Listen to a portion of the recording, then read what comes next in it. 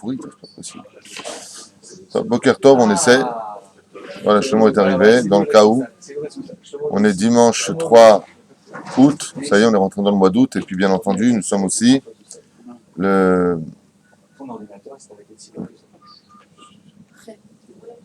Chet, exactement.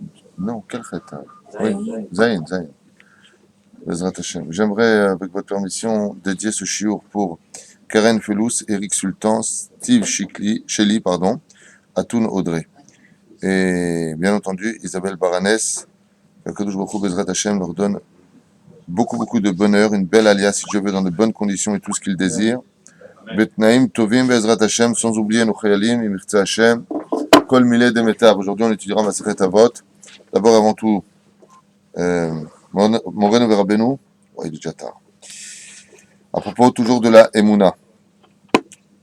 Al-Ede Emouna Kadosh Baruch Hu Yislach Lecha Al Avonotecha. Il dit que la Emouna, Rabbi Nachman de Breslev, nous dit que la Emouna est une kapara, comme une espèce de sacrifice qui a été fait. Et on voit que jusqu'à aujourd'hui, la Géoula finale dépendra de la Emouna qu'on a eue à la sortie d'Égypte. Où est-ce que c'est marqué? L'Echter Haray Bemidbar Be'eretz Lozeroa. Vous avez cru en moi, vous m'avez suivi dans un désert aride, disent les Chachamim. Alors, par ce mérite-là, je me souviens, je me souviens, il dit à Kadosh, que vous avez cru en moi à l'époque, vous m'avez suivi dans un désert, et par le mérite de cette émouna-là, je vous ramènerai, Mashma Mikan, comme Dieu est justice. Comment se fait-il que s'il est justice, il puisse nous sortir sous prétexte que nous avons eu de la émouna? Mashma Mikan, que la émouna fait la capara des fautes. Et c'est ce que dit ici, Rabbeinu Nachman, ben Fegas, que celui qui a de l'émouna, בעזרת השם, הקדוש ברוך הוא יסלח לו על העבירות שלו. לפעמים הקדוש ברוך הוא שולח צער לאדם ומכה אותו ואין מפיל אותו לחולשה, אין זה כי אם בשביל האמונה. Il faut savoir que des fois, un homme va être mis à l'épreuve. Ça vous parle? Voilà. Il dit Rabbi Nachman de Breslev, sache que des fois, un homme va être mis à l'épreuve sur sa santé, sur ses finances, avec son épouse, avec ses enfants, tout ce qui l'entoure. Un mauvais voisin, Nisayon. Là, il est bien là. Kolze, je reprends exactement ces mots. Enze ki'im bijvil emuna. C'est tout simplement pour voir si cet homme-là, avec sa kippa, ses tzitzit, sa barbe, soi-disant, Bezrat Hashem, Ishtabach Shemola'ad, Dieu va nous aider. C'est ce qu'on a déjà expliqué, d'ailleurs, le Rav, le nom, le Ramchal, dans son livre Derech Hashem, on a expliqué qu'il dit que les épreuves viennent chez l'homme, taper à la porte de son cœur, pour voir Béhémet, si ce qu'il a appris, il le vit, ou si c'est un philosophe. Voilà ce que nous avions vu ensemble. Et voilà ce que nous apprend ce matin Rabbeinu Nachman ben Fegas, Rutot Aganalenu, Bezrat Hashem. On fait nos deux halachot, il faut nier.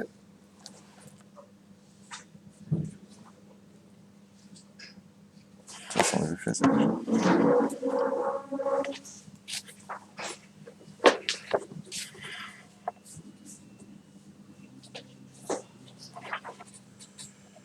Dîner Gvura, toujours dans les lois de deuil, puisque nous sommes encore dans cette période fatidique.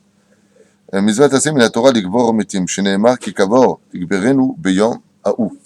Il y a une mitzvah, mamash, assez d'enterrer nos morts. D'où est-ce qu'on a appris des Rachagav qu'on devait enterrer les morts? Peut-être que les morts, on aurait dû les laisser comme ils font au Népal. Vous savez comment ils font au Népal? Comment ils enterrent les morts? Vous êtes au courant? Hein? Ils les donnent à manger. Il a fait, ils ne pendent pas. Ils mettent le corps, donc on appelle dans la Kabbale le manteau. Le manteau, c'est le manteau de l'âme. Ça s'appelle le corps. Ils le mettent, donc la personne est décédée dans un sac, tout simplement.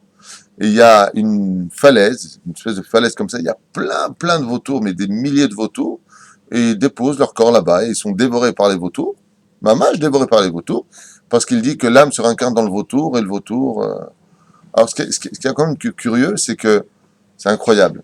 Le Ri Akadosh, il dit, si une personne regarde des femmes dans ce monde, il se réincarnera dans Ra'a, ce qui est un oiseau. C'est qui Ra'a? C'est un vautour. Donc comme ça, ils font. Il y en a d'autres, qu'est-ce qu'ils font? Ils brûlent les corps. Mais nous, d'où est-ce qu'on sait qu'on doit enterrer les corps? Un corps se doit de retourner à la terre. Il a été pris de la terre, il retourne à la terre. Mais comment Adam Arishon, il a enterré son premier fils?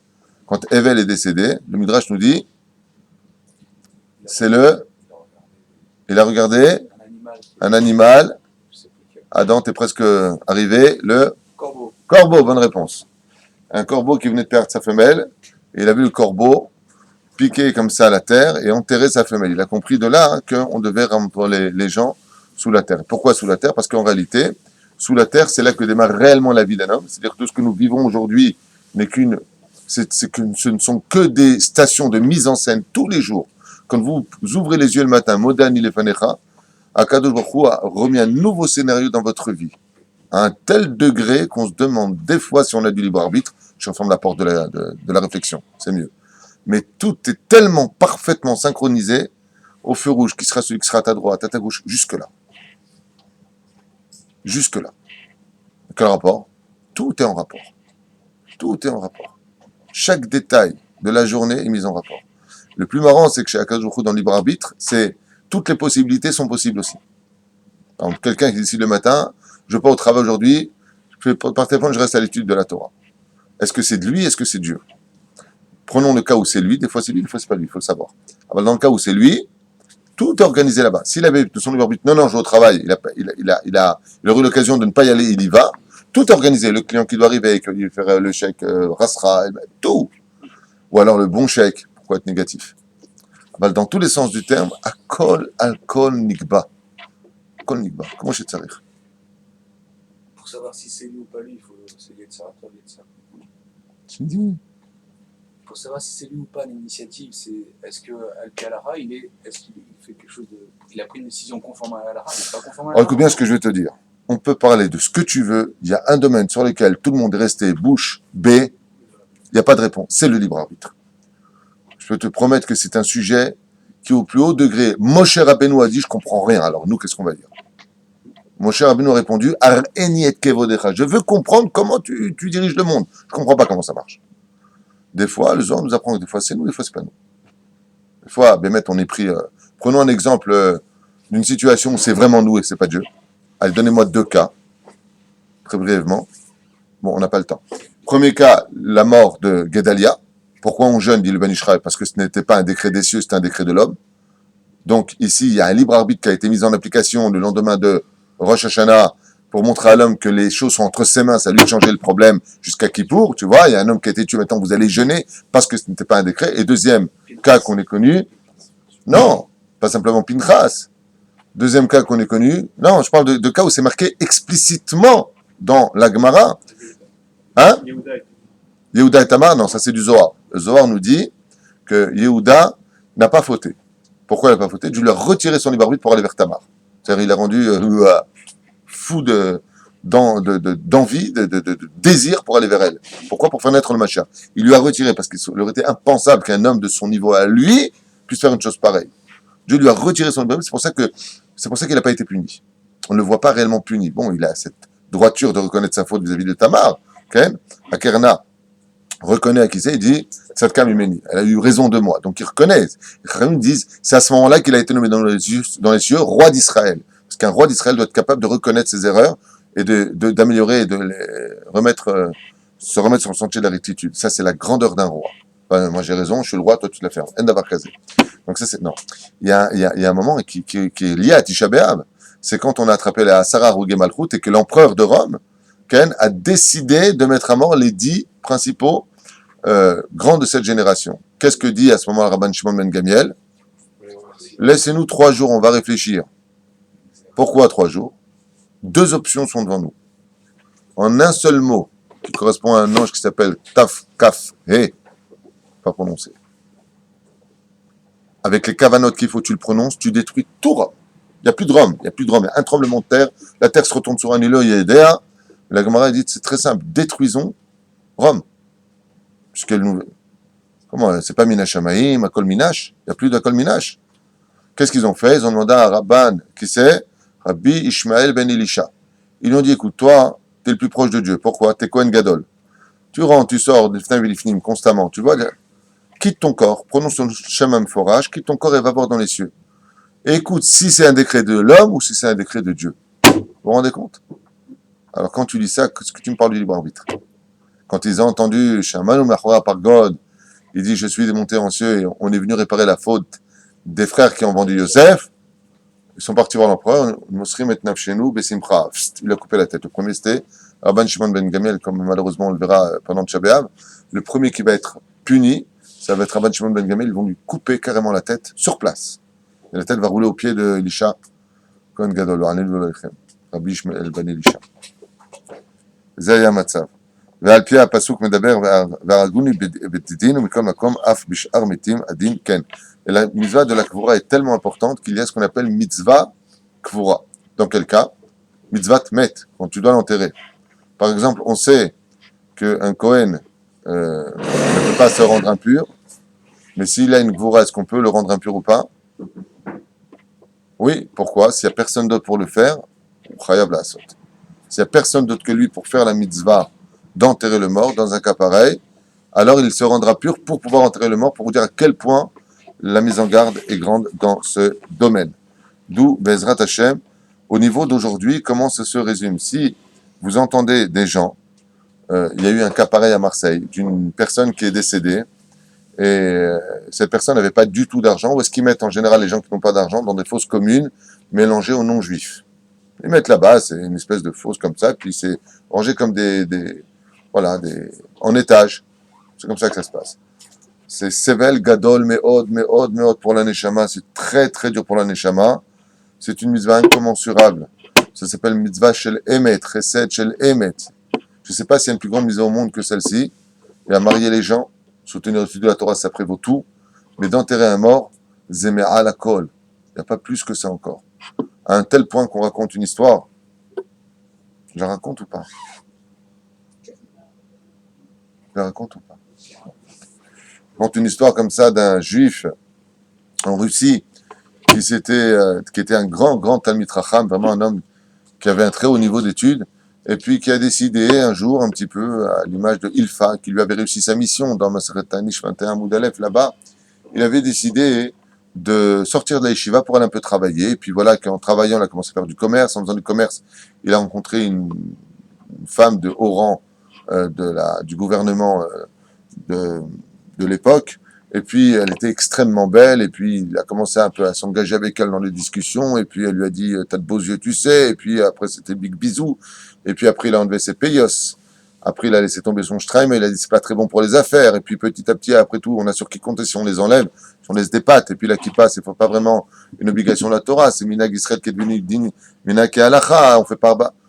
Bon, alors on va mettre une casquette, après un truc plus moderne. Bekitour, il a fini en tiag avec le pantalon jean 501 déchiré de partout et sans kippa, sans tzitzit, sans barbe, sans plus rien.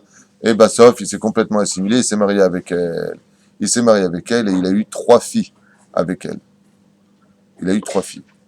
Bien entendu, plus de Shabbat, plus de Kippour, plus rien du tout. Jusqu'au jour où le tsar a entendu une révolte chez les Juifs, qu'est-ce qu'il a fait? Sans faire de jugement, sans quoi que ce soit, il a pris le Rosh Yeshiva, qui est un très très grand Mekoubal, un homme extrêmement fort en Torah, et il l'a directement jeté dans le cachot du non-retour, ça s'appelle. Le cachot du non-retour, c'est quand tu rentres là-bas, on ne te retire là-bas que quand tu meurs. Pas de jugement, rien du tout. Lui, à ce moment-là, quand il a entendu ça, il a eu les boules, il était très très mal, il n'arrivait plus à manger, plus à boire. Il a parlé avec sa femme lui dit le roi ne voudra jamais m'écouter. Alors qu'est-ce qu'il a fait? Il est parti voir le roi, il lui a dit voilà, je voulais vous dire que le rave que vous avez jeté dans ce cachot plein de boue, il est décédé, il faut absolument que vous le laissiez aux Juifs pour l'enterrer. On ne peut pas laisser un tzaddik comme lui, un homme aussi grand que lui. Le tsar, il lui a répondu, mais je ne comprends pas une chose. D'où tu sais, toi, qu'il est mort? On l'a jeté hier. Comment tu sais qu'il est mort? Il dit, parce que je connaissais ce rave. C'est un homme qui était très fatigué. Et d'être jeté dans un endroit où il n'a pas de Torah, où il ne peut pas étudier la Torah chez lui, c'est une mort assurée. Il lui a dit, je te fais un deal. Je te fais un deal. On descend tout de suite, toi et moi. Si il est mort, je te permets de l'enterrer. S'il n'est pas mort, tu rentres avec lui. Il lui a dit, j'accepte. Le roi, sans perdre une seule seconde, il prend donc ce juif-là, il descend dans le cachot avec ses gardes du corps. En ouvrant la porte, il voit qu'effectivement, le rab était assis comme ça dans la boue, sans vie. Ils ont pris le rab, ils l'ont emmené, ils l'ont lavé, Chevra Kadisha, ils ont permis l'enterrement. Il y a eu un très très grand enterrement en Russie à ce moment-là.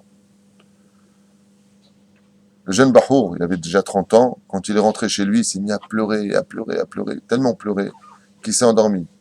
Seulement à peine endormi, il y a quelqu'un qui l'a réveillé. Il se retourne, qu'est-ce qu'il voit devant lui? Le rave, en chair et en os. Il se retourne, il le voit comme ça. Il lui dit, Ma, l'onigvar.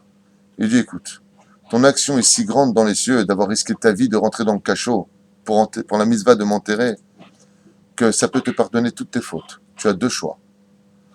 Ou je te bénis pour 400 ans à partir de maintenant de vie en plus, sans maladie, sans quoi que ce soit. Où tu mets ta main, c'est de l'or. De l'argent à perte de vue. Le succès, tu seras le plus grand du royaume. C'est ton salaire. 400 ans de vie. Ou alors, deuxième option, tu crèves demain matin, c'est-à-dire tu meurs demain matin, tu devras rentrer devant le roi à l'heure du conseil général, tu crieras Shema Israël, Hashem Elokeinu Hashem Echad, je suis juif et regrette toute la vérote que j'ai fait toute ma vie durant, Bezrat Hashem, et au moment où tu finiras, non, d'abord tu feras ta harata, ensuite tu diras Shema Israël, quand tu diras le mot Echad, je viendrai prendre ton âme. Lui, sans hésiter, le Parveloteur lui dit, demain matin, je vous attends.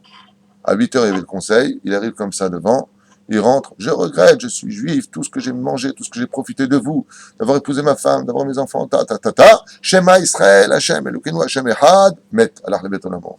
Effectivement, où est-ce qu'il est rentré? Bon, il y a une suite à tout ça.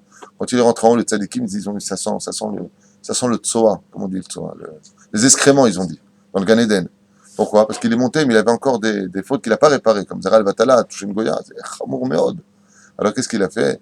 Il a dit, mais il est sous ma protection. Il dit, oui, mais ils sont mauvais. Le Gan Eden, ça sent bon. Lui, ils sont mauvais.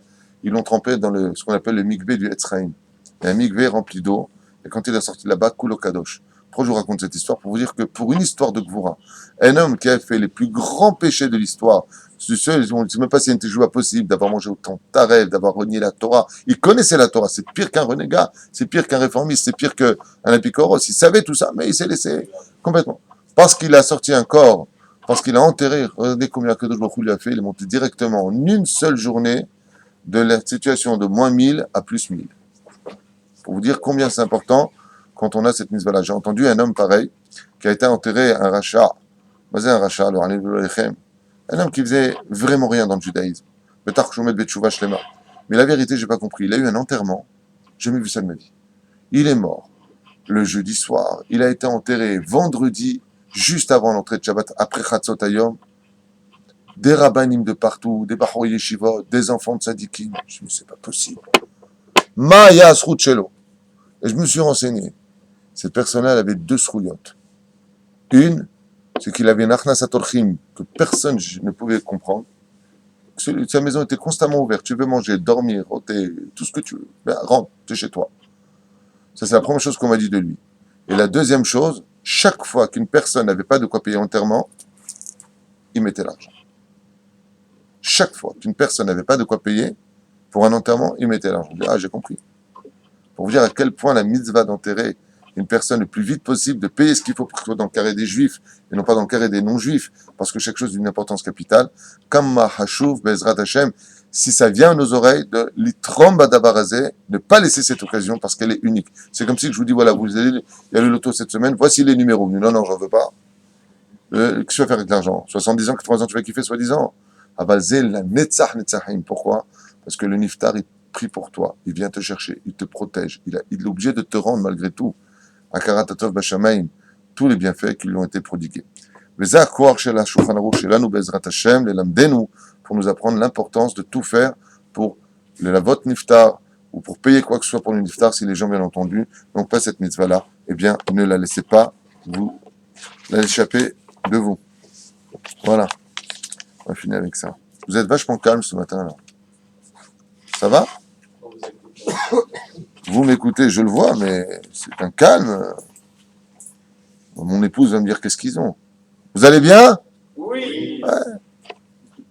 Bien.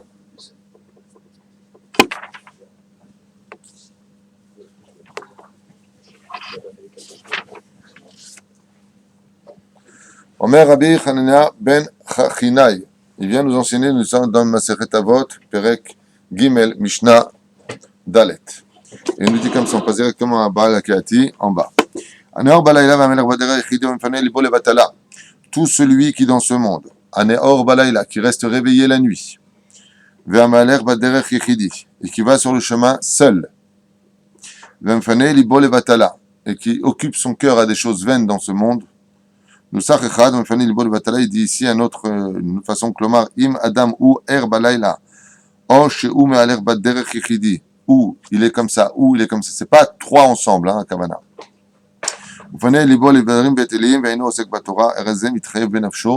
C'est une personne qui est chayav mita. C'est une personne qui ne mérite pas normalement de vivre. C'est très dur comme Mishnah, mais c'est un état de fait. Celui qui la nuit aurait pu étudier la Torah et ne le fait pas, qu'il sache que dans les cieux, il est mitrayev ben afsho. C'est-à-dire que s'il meurt, on pourra lui reprocher que sa mort est venue à cause de lui et non pas à cause de il a fini sa vie. C'est-à-dire que midatadin, en d'autres termes, je vais m'expliquer dans un langage d'enfant. Une personne qui la nuit, au lieu, alors Bichlal, je ne parle pas de celui qui fait d'Avera pendant la nuit, il va en boîte de nuit, au lieu d'étudier la Torah, c'est pire, au lieu de faire Tikkun Chatzot. Non, on ne parle pas de ça. Hein. Non.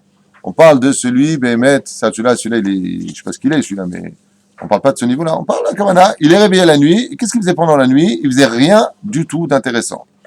Ça veut dire, en d'autres termes, que l'ange de la mort se trouve exactement devant lui. Et c'est-à-dire, qu'est-ce qui fait l'ange de la mort? Il est en train de dire à Kadosh Baruch Hu, nous voilà, il est là, il fait rien. Laisse-moi le prendre. Laisse-moi le prendre. Et il fait rien. Mitrayev. Vas-y, Mitrayev. Les Chayav Mita. Mitrayev benafsho.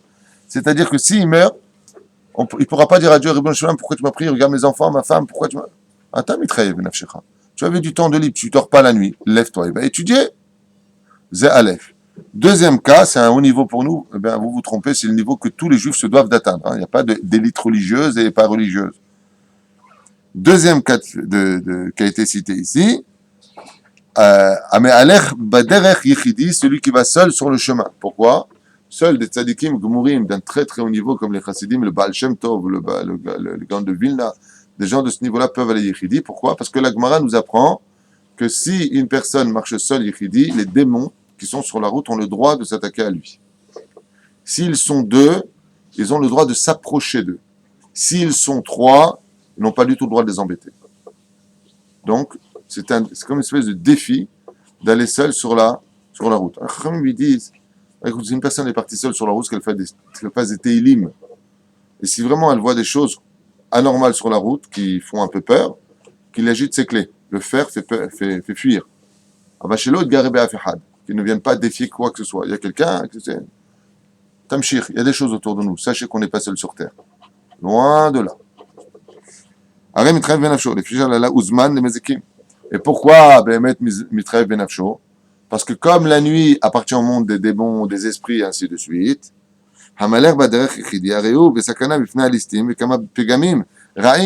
et dit en plus de cela, si tu vas seul sur la nuit, il faut au moins deux pour t'accompagner, comme on la voit avec deux cas. Il y a deux cas où la Chassidoute ainsi que la Gemara nous dit qu'on ne devra jamais laisser ces deux personnes seules. Jamais. Lequel? Premier cas. Quand on raccompagne quelqu'un. Non, alors justement, raccompagner quelqu'un, on a fait un très long shiur sur ça, très important, Achnasat Olchim. De raccompagner quelqu'un, c'est de faire les 4 pas qui correspondent à Yud Kevavke, le mettre sur son dos pour que Dieu le protège sur la route de tout accident ou de toute chose négative. D'accord? D'ailleurs, les 3 mitzvot entre recevoir, entre manger, donner à boire et raccompagner, la plus haute de toutes, c'est raccompagner.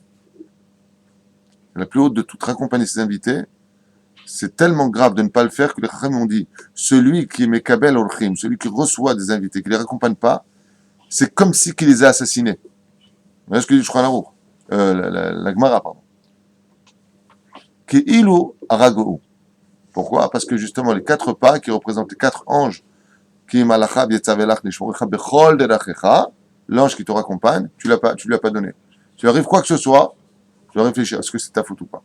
Lachem, Bezrat Hashem, cette personne ne peut pas, pourquoi? Il ne peut pas, il est occupé à ce moment-là au téléphone, ou au moins sa femme, elle le fait. Aval, jamais, on fait une chose pareille, jamais. Lama, c'est plus grave que tout. Entre donner à boire et à manger et accompagner, le numéro 1, c'est quoi? Lévia. Sinon, tu as Eshel, Esh, Achilash Tia. Qu'est-ce qu'il a? Non, non, c'est le deuil, effectivement. Donc le khatan, les 2 cas, c'est le khatan et celui qui est en deuil. On ne doit jamais les laisser seuls. S'ils vont par exemple prier pendant 7 jours à la synagogue, pas ils descendent seuls à la synagogue. Même s'il va faire une mitzvah, l'ange du Satan, il tourne autour de la maison pendant 7 jours. Ils sont en danger de mort, ceux qui sont en deuil. Donc, lo yilech levad. Et le Khatan, on ne le laisse jamais. Pourquoi? Il met 4 règles. Les 4 règles, lo rotseshitraten, opam yehudim, yavu laolam. Le Satan, il fait tout pour empêcher la venue des Juifs. Donc, vous avez compris qui sont ces fameuses personnes qui veulent absolument exterminer des Juifs sur terre. Ce ne sont rien d'autre que les enfants du Satan. Vous avez tout compris. Ça fait plaisir. Velo aya osek bilivre Torah, ita torato, meshamarto, et dit Rashi, et aussi Barthénora. Et si cette personne-là, pendant la nuit, il y a tous les mézikim qui sortent, tous les démons qui sortent dans ce monde, si cette personne-là, elle étudie la Torah protège l'homme de tout sur terre. Et des démons, et des arabes, et des ennemis de partout. Il n'y a pas comme les trucs de la Torah. Il n'y a pas. מה שכתוב פה, ואם היית באותה שעה עוסק בתורתו, היא משמרתו. La Torah l'aurait sauvé. ויש מפרשים לפי שהן שעות רצויות. מה הכוונה? ואין לחשוב בהם, אלא בדברים שהם רצויים לפני המקום. Il y en a qui disent que parce que le moment de l'étude le plus probant dans la vie d'un juif, c'est pas la journée, c'est la nuit. Un juif qui étudie la nuit, il a carrément une corde qui descend du trône. C'est une image que je donne. Il y a une corde qui descend du trône, et elle vient jusque devant le visage du juif, ça s'appelle Chut Shel Chesed. Ça a été la grandeur d'esprit d'ailleurs de Esther. Esther, on l'appelle Esther. Plusieurs raisons à cela.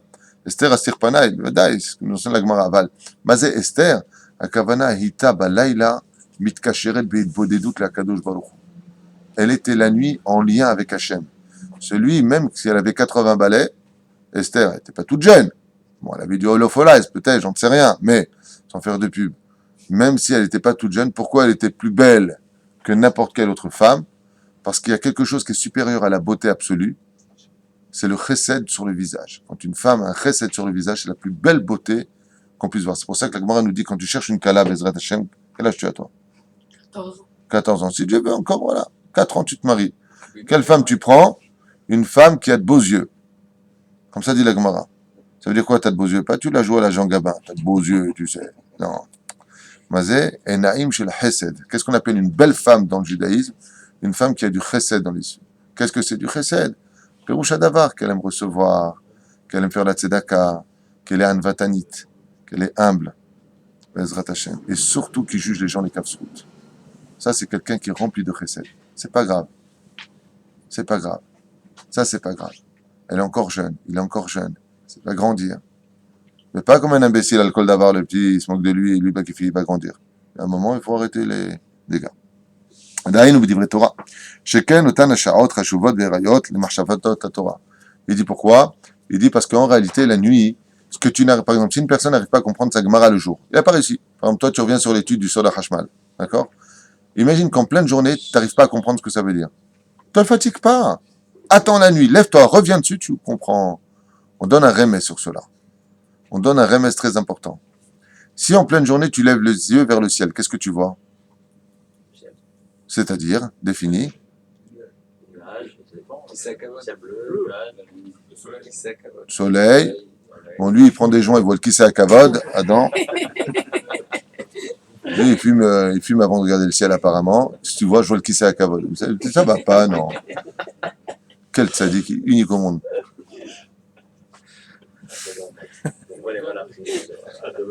Le pire, c'est qu'il dit ça en plus. Il me dit, bah ouais, moi, je vois le kissé à Kavod. C'est la couleur du kissak. Ah, c'est la couleur. Ah, merci. Tzodek. Ah, tu vois, c'est pas bien. T'as tzodek. Maseret brachot. T'en as une pour moi? Tzadik shelano. Nous, Bertenout. Et si tu relèves sur le même endroit les yeux la nuit, qu'est-ce que tu vois? Et où est-ce qu'elles sont? À combien de kilomètres? Vous avez compris la différence? Quand tu regardes le ciel le jour, tu es limité au niveau de ton esprit. Tout comme tes yeux te limitent au niveau d'un espèce de paravent qu'on appelle le ciel. Donc tu peux voir à peu près jusqu'à une trentaine de kilomètres au-dessus de ta tête. Mais après, ça s'appelle Kippat Shamaim. Mais la nuit arrive, le ciel n'a pas changé, il est toujours là. Mais qu'est-ce qui se passe à la différence? C'est que tu vois jusqu'aux planètes, jusqu'aux étoiles les plus lointaines. Kachia Torah. Ce que tes yeux voient le jour, c'est limité. Ce que tes yeux peuvent voir la nuit, c'est illimité. Yotzei misé, que quand tu n'as pas compris quelque chose le jour, reviens la nuit. Et la nuit, tu comprendras un peu au degré. Alors ça, c'est déjà le jour de Chol.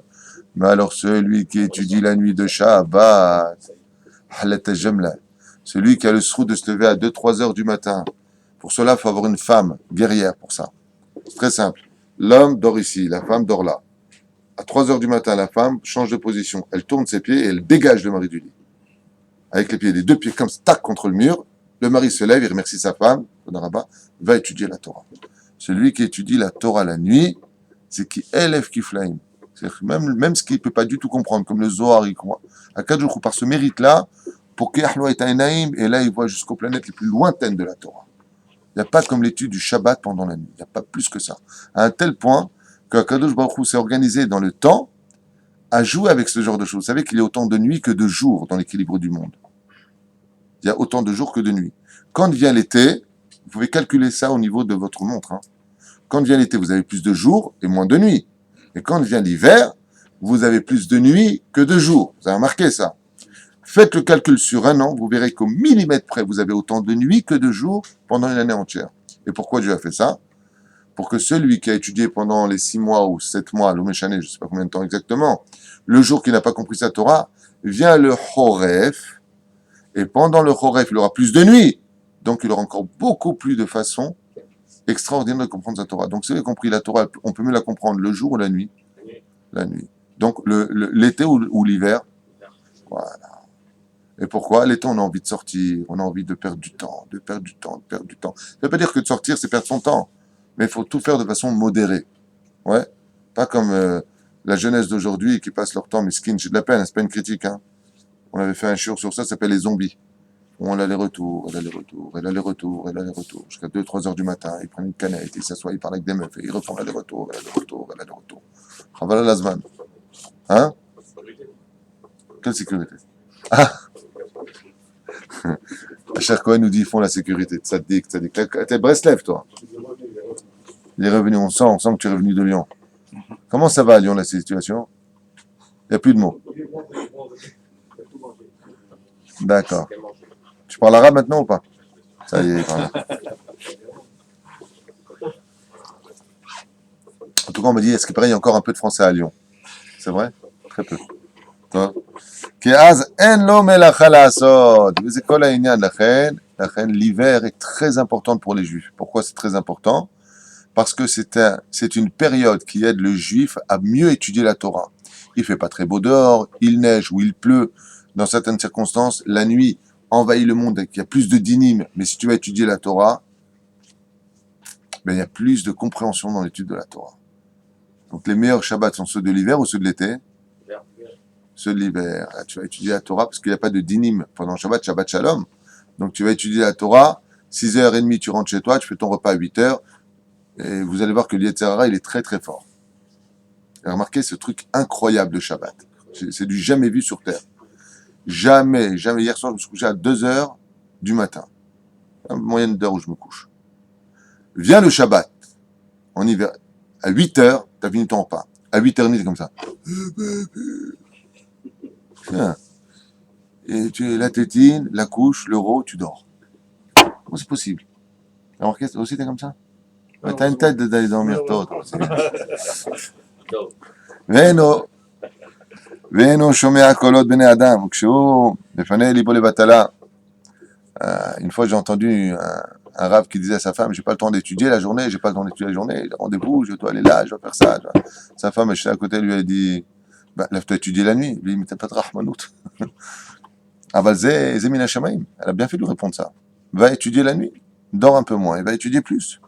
Aéro mitraev benafsho, attention, moi ce que je dis, je suis pas au niveau de ce que j'enseigne, je lis, Allez, vaille que je me lève la nuit étudier. Allez, vaille. Donc, שמפסיד זה זמן שבו יכולה, כמובן, להיות לא מחשבה ברורה ונכונה בדברי תורה. Ce que je viens de dire, vient de le dire. Il le dit ici explicitement. Tu pourras comprendre beaucoup plus clairement la nuit ton étude de Torah. D'accord?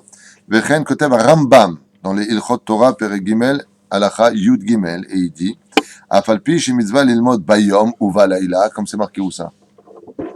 Où est-ce qu'il y a une mitzvah d'étudier le jour et la nuit? Est-ce que c'est marqué? Non, va t'aguer devant là. Non.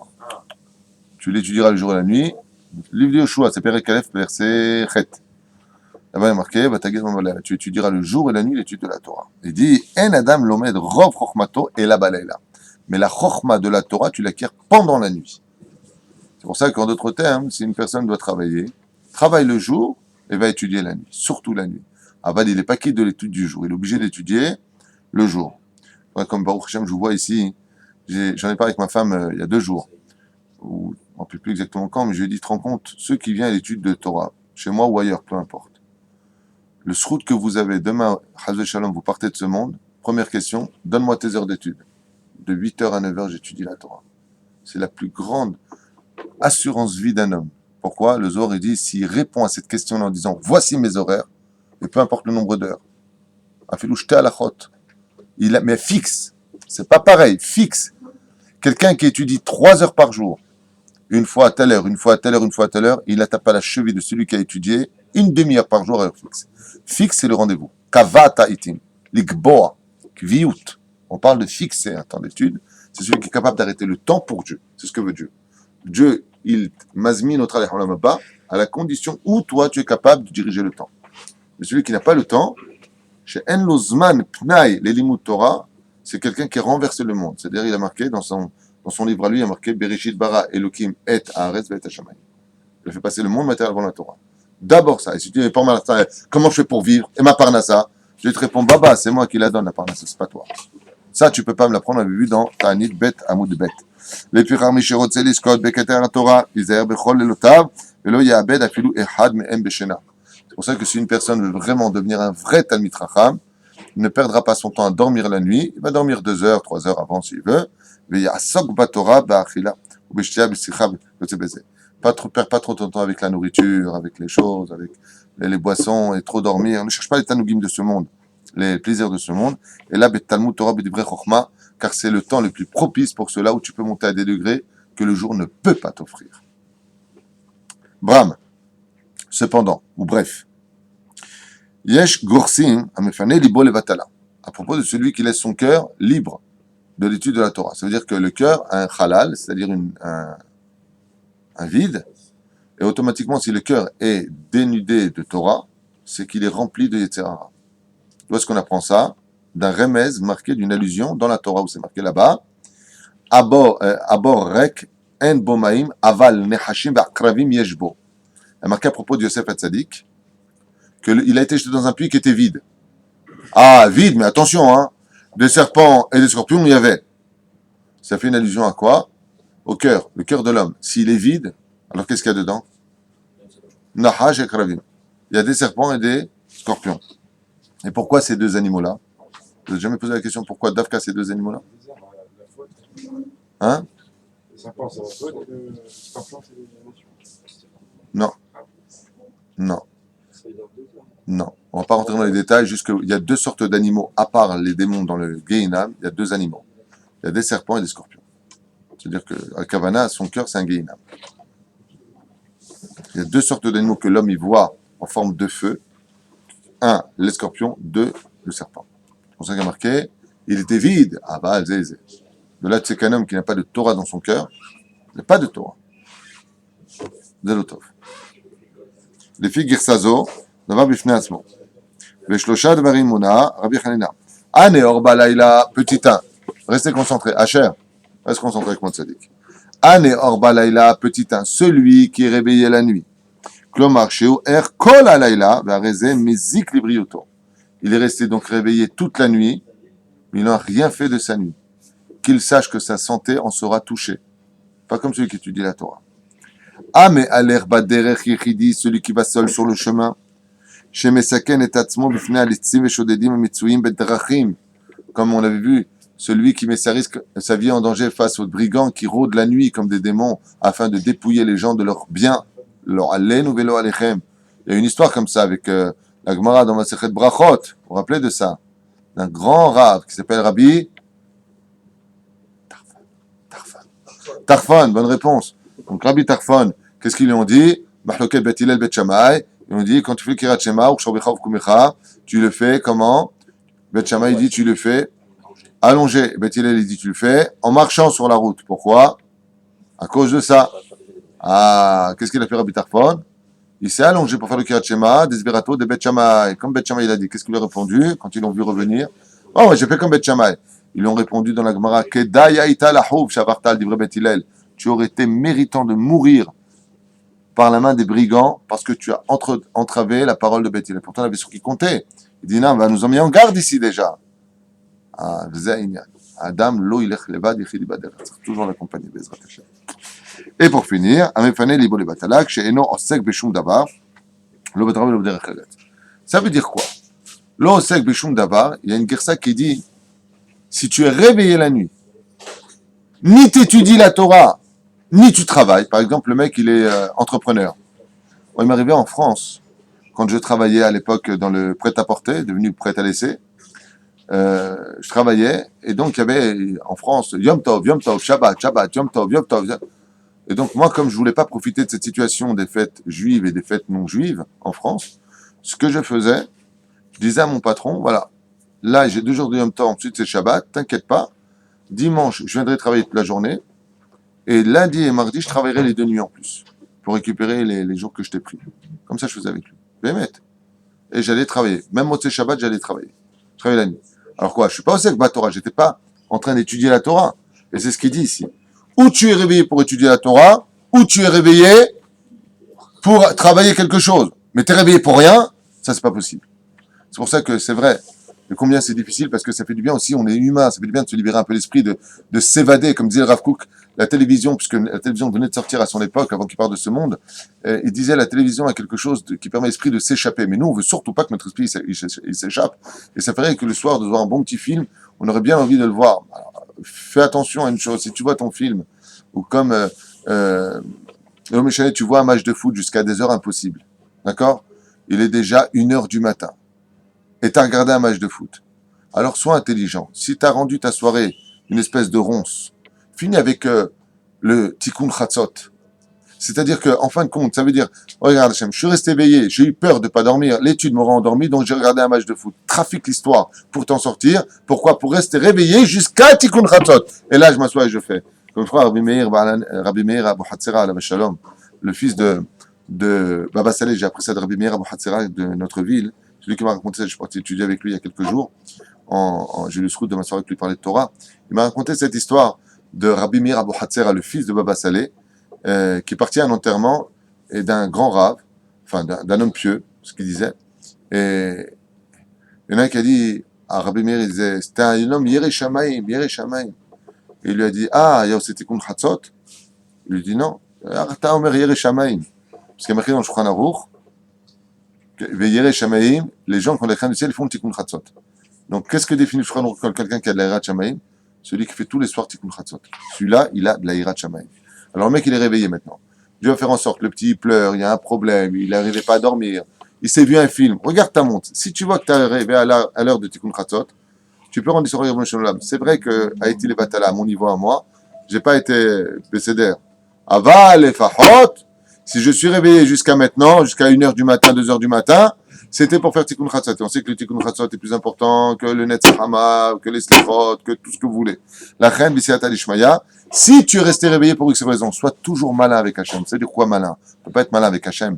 Je veux dire par là, c'est arrange les angles. Bon, regarde, c'est quoi? Il est parti dans la chambre. Et Madavardomé. Le père, il a dit à son fils, ne rentre pas dans ma chambre, je t'interdis. D'accord? Le petit, il rentre dans la chambre. Quoi, il est dans la chambre, le petit? Oui, justement, apporte le portefeuille à ton père, il a besoin. Ah bon, il a bien fait d'y être. C'est trafiquer l'histoire.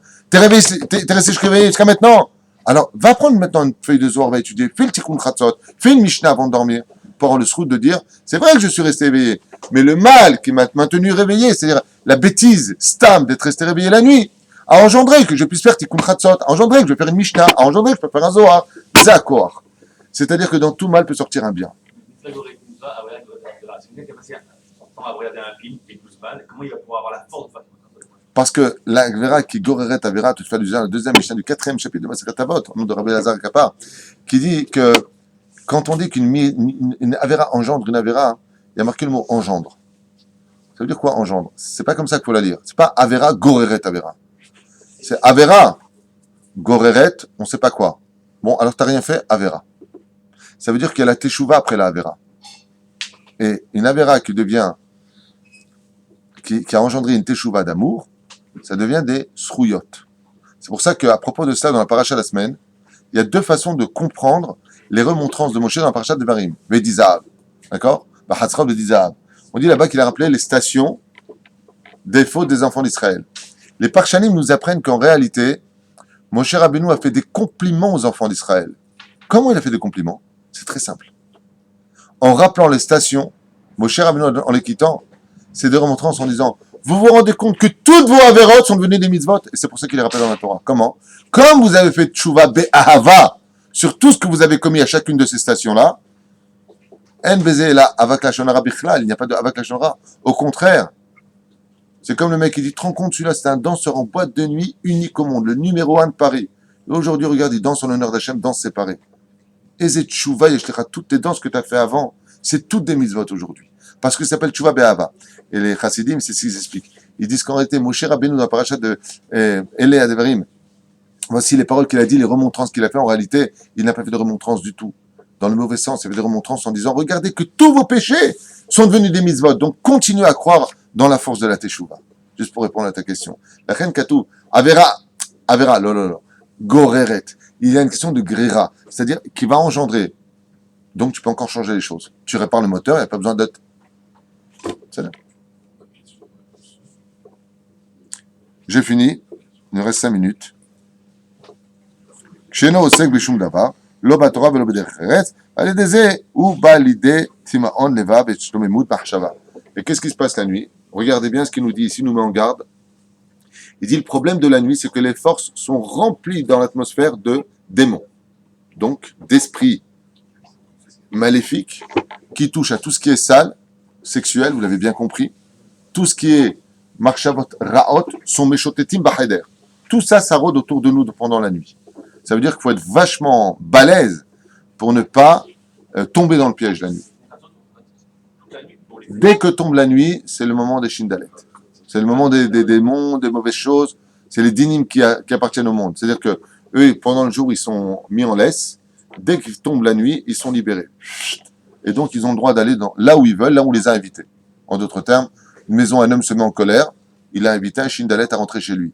Et une fille parle mal avec sa mère, lui dit une insulte. Cette insulte est un ange qui est comme un aimant qui va attirer tout ça à la maison.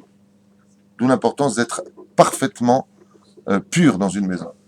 C'est le Beth Amikdash de Dieu depuis qu'il appelle Beth Amikdash. C'est la maison de l'homme. Rabbi Lubavitch, il disait, c'est vrai qu'on pleure le temple. C'est vrai qu'on pleure le temple. Mais il faut savoir qu'il existe un temple plus précieux aux yeux de Dieu que le propre temple. C'est la maison du juif. Baït HaYehudi. La maison du juif peut être plus que le temple pour Hachem. La preuve en est, tout ce que tu as dans le temple, tu l'as dans une maison. La table, c'est le misbéach, la chambre, c'est le Kodesh Kodashim. La maison d'une personne, c'est le Kodesh Kodashim d'Hachem. Dieu, il veut être absolument avec les juifs dans sa maison. Remplir ses murs. C'est pour ça que tout le Beddin est placé essentiellement sur ce qui se passera dans la maison du juif à la fin de sa vie. Comment c'était chez toi? Tu comprends? Alors il dit ici, just a minute please. Si la personne, la nuit, elle rentre maintenant dans ces considérations où elle est livo levatala, il dit, si maintenant, qu'est-ce qui se passe? L'ennui mène à la avera. S'il est vide, son cœur, ils ont le droit de pénétrer. En d'autres termes, tu peux être certain que cet homme-là va fauter. Il cherchera à avoir des choses incestueuses, il cherchera à faire des choses qui ne sont pas tkinot. Et la pire des choses dans ce monde, comme on l'a lu pendant Shabbat, bitul ma'asim be Shabbat, c'est-à-dire le fait de ne rien faire pendant Shabbat, c'est une avera. Bah, tu fais rien de ta vie. Quelqu'un, il me dit, mon grand-père, il fait pas de mal. Il fait rien, il est assis toute la journée, il fait rien. Il n'y a pas un plus grand mal au monde que de ne rien faire dans ce monde. Bon, je ne parle pas d'un grand-père qui est paralysé et qui n'a plus de cerveau. Mon grand-père, il va très bien, il peut marcher, il peut étudier, il peut tout faire. Ah, bah, il fait rien de sa vie. Ne rien faire est la pire des choses qui soit dans ce monde. Rien, c'est impossible. Je ne parle pas de celui qui se repose. Qu'est-ce que tu fais? Il te repose. Lève-toi, tu fais rien, mais je me repose. C'est faire quelque chose. Sois humain. Je parle intelligemment. Une fois que tu es réveillé, qu'est-ce que tu fais de ta vie? Rien. Zemamashotov.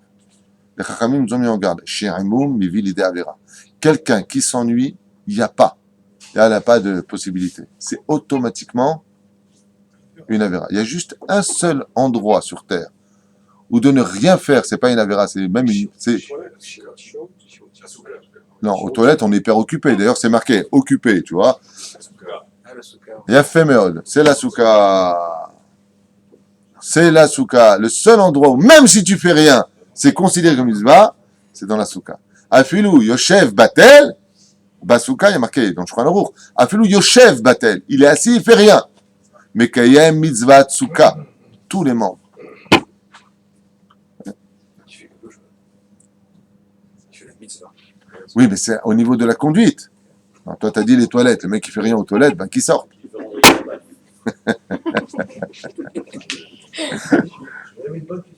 Ah, Shkoun. Le proverbe, la nuit porte conseil, ça marche pas. Tu dis? Le proverbe, la nuit porte conseil, ça marche pas. Bah, si, au contraire. Mais si, justement, Ça marche, pour toi, ça marche. parce que la nuit te refroidit. Tu as remarqué que dans les déserts, il fait 50 degrés le jour et moins 30 la nuit. Ou moins 20, ça dépend, dans les déserts. Au contraire, on se refroidit des pensées rapides. Parce qu'une fois, on raconte comme ça avec le Gaon de Vilna, qu'un homme qui était assis à côté de lui s'est retourné et lui a dit vous savez quoi? J'ai envie de construire une yeshiva. Le Gaon de Vilna lui a répondu non. Je vais faire une yeshiva, vous me dites non? Il lui a dit non. L'élève du Gaon de Vilna, il lui a répondu l'homme erim ahare divrei arav. Quand le Rav il dit non, faut pas réfléchir. Si le Rav il a dit non, c'est non. Le riche, très riche, il était outré. Je comprends pas, je vais faire une yeshiva. Il me dit non, le Rav. Non. Toi. Un an plus tard, ils se rencontrent une fois de plus et il lui dit vous pensez que je peux faire une yeshiva? Le Gaon de Vilna lui a dit oui. Il dit, je comprends, il y a un an, je vous ai dit, vous m'avez dit non. Il est stressé. Il y a un an, d'un coup, monsieur se réveille, je veux faire une yeshiva. C'est Baal Hom. C'était pas Etzat Yetzeratov, c'est Etzat Yetzerara. C'était pour montrer. Après un an, si tu as toujours envie de la faire, c'est qu'il y a eu des nuits qui sont passées, il lui a dit. Mashmathieu, et Kararta, et tu as toujours envie de le faire, c'est que maintenant, ta première pensée, elle était cachée. C'est-à-dire que tout ce qui se fait précipitamment, faut faire attention à ça. D'abord, il faut bien réfléchir. Chaque chose. Tu comprends? Un chom. Donc la nuit porte conseil. ובכל אחד מהדברים הללו, הרי זה מתחייב בנפשו, שגורם רעה לנפשו. Et qu'est-ce qu'il apporte sur lui? Un mauvais penchant qui pénétrera. Comme dit Rabbi Nachman de Breslev, ma femme, comme je vous l'ai dit, elle me lit le livre marron là tous les vendredis soirs. Hier, vendredi soir, elle m'a lu. Rabbi Nachman, il dit, un homme qui a beaucoup de Yetzer Hara, c'est qu'il y a beaucoup de Neshamot en lui. C'est les Rechaim qui sont dans l'air, qui n'ont pas le droit de monter au jugement, dit Rabbi Nachman de Breslev. Pendant qu'il dort, le peu de temps où il a dormi parce qu'il est en train de faire des bêtises, Nichnasim bifnim. Et c'est pour ça que ça s'appelle la colère. J'étais hors de moi. Pourquoi tu es hors de toi? Parce qu'il y a quelqu'un d'autre qui est rentré. Rabbi Nachman de Breslev, il dit, Mishemal Yetzerara. Mais tout est Yetzera chez lui. La vulgarité, la sexualité, le vol, les hargneux, l'envie, la colère. Il n'est pas seul dans son corps, hein, pauvre. Son plan en lui. C'est-à-dire tous ceux qui lui ressemblent dans sa mida à la base, son plan en lui. Ce qui fait qu'il va faire des choses qu'il ne comprend pas. Je ne sais pas ce que j'ai, je ne sais pas ce qui m'arrive. Parce que tu n'es pas seul, dire bien. Hein? Absolument. Non. C'est des morts qui n'ont pas du tout le srout de s'élever, qui méchotetim ba'avir, et qui la nuit, comme lui, ce personnage-là, qui se ressemble, ça semble, il l'attire, il le ressemble. Alors qu'est-ce que font ces neshamot? Elles rentrent par la respiration, par le nez, et elles s'installent en nuit sans lui faire de mal. Pourquoi? Parce qu'au contraire, elles veulent surtout pas lui faire de mal. Elles vont se servir de son corps pour assouvir, puisqu'elles n'ont pas de monde futur, pour assouvir leur colère, leurs envies et tout ce qui va avec. Elles continuent, comme c'est marqué. Donc tu vas me dire, le mec il est mort. Pas du tout. La Gemara nous dit, Rechaim gmurim afilu bepitre geinam lo chozrim bitshuva. Il y a marqué que les Rechaim, jusqu'à ce qu'ils arrivent devant la porte du Geinam, ils font pas de tshuva. Ils sont encore hargneux, méchants et mauvais. Par contre, à l'intérieur du Geinam, ils se calment. Là-bas, des fois, tu vois une personne, il faut avoir de la pitié. Quand tu vois des gens qui sont... Des fois, tu peux tomber, ça peut arriver sur des jeunes feuches comme ça, qui sont bizarrement méchants ou bizarrement... En réalité, les pauvres, c'est pas eux. Il y en a d'autres. Souvent, tu peux dire à une personne qui a changé, qui est devenue mauvaise, mais je comprends pas, tu as changé, tu n'es plus le même. Le Rabbi Nachman, il dit, sache une chose, il est plus tout seul. C'est pas des dibukim, hein. C'est pas des réincarnations. C'est déjà des âmes qui rôdent et qui disent, bon, bah alors toi, vous savez ce que ça fait la Torah, elle fait un paravent de tout ça, elle nous protège de tout ça. Comme dit Rabbi Nachman, qui c'est ça?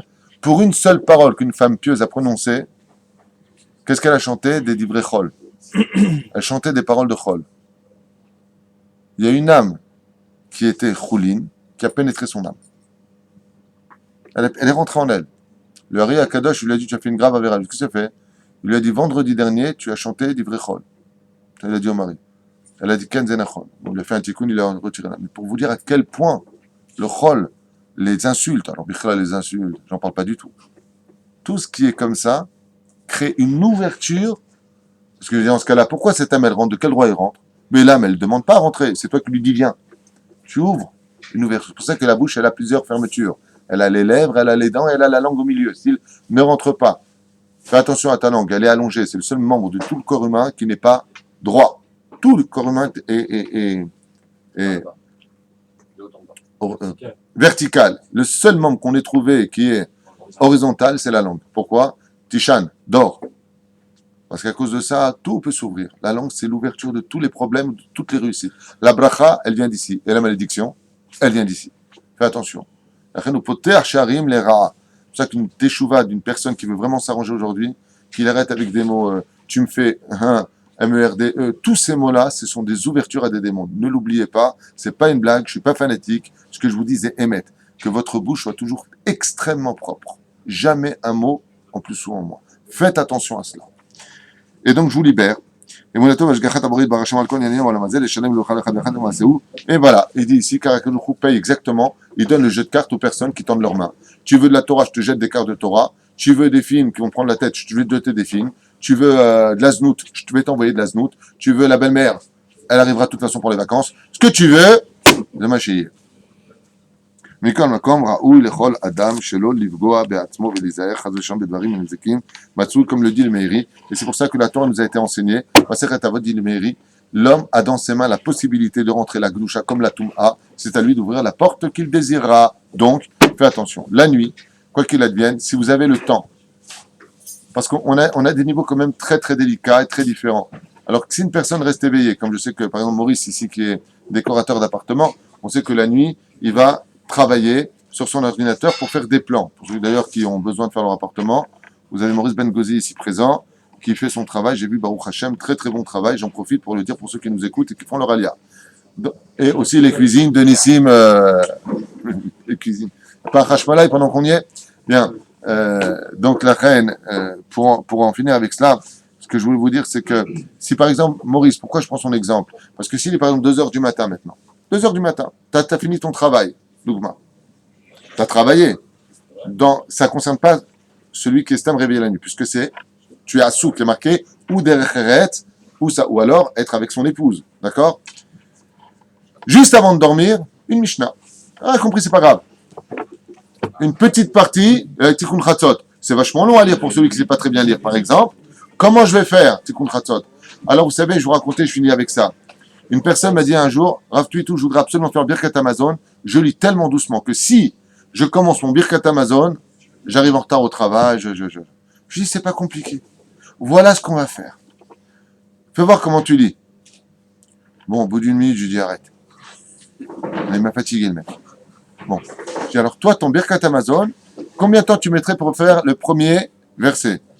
Il m'a dit, au moins 5 minutes. Vous dire à quel point il lit doucement, tu vois. Pour le premier verset. Ton Birkat Amazon, tu feras juste le premier verset. Quand tu le connaîtras par cœur, tu rajoutes là-bas, tu rajoutes. Quand tu le connais par cœur, au bout d'un an, grâce à Dieu, il fait son Birkat Amazon, Ratsouf. Zachita. Pareil pour Tikkun Chatzot. Si Tikkun Chatzot pour toi c'est très dur, et que par exemple à 2h du matin tu es réveillé, je sais que de s'asseoir par terre. Alors qu'est-ce que tu peux faire? Oh, il y a ça à faire, c'est une page. Tu sais que c'est long. C'est ton Tikkun Chatzot à toi, fais-le. Jusqu'au moment où tu le connais par cœur. Alors qu'est-ce que tu fais? Rajoute encore un peu. Mais ne fais pas rien. Comment par Rachel et Léa, il finit de façon positive. On voit qu'il finit avec un ton positif. Si une personne qui fait ça, elle finirait avec un côté négatif. Je comprends. Toi, tu dis ça c'est positif, c'est négatif. Mais tu as oublié juste un petit détail. Chez Akadosh Baruch Hu, tout est positif. Il va selon le cœur de l'homme. Si l'homme il peut faire ça, encore une fois, il y a la quantité et la qualité. Un homme, si, voilà, il a fait tout ce qu'il pouvait, les yeux rouges maintenant, il a fait une phrase du Tikkun Chatzot. Il a pu le faire. Chez Dieu, ça vaut tous les autres. Moi, Tikkun Chatzot, je peux le faire même pas en 10 minutes. J'ai vite, je connais par cœur pratiquement. Alors, ça veut dire quoi? Moi, j'ai moins de mérite que quelqu'un qui va faire mais très dur. Tu comprends? Mais par contre, si moi, après, je peux rajouter un peu de Zohar, si je pouvais, hein. Ça veut dire que je fais Tikkun Chatzot non plus tous les soirs. Ne croyez pas que je suis un grand. C'est pas ce que je veux dire. Mais, Mashma Mikan, que ce que la personne peut faire, prends. C'est le mal d'avoir dommé, c'est comme si maintenant je vous apporte une caisse de diamants, vous me dites, je peux pas tout prendre. Qu'est-ce que tu vas me faire? T'as pris? Barre-toi avec. Kol Tov. Chazak ou-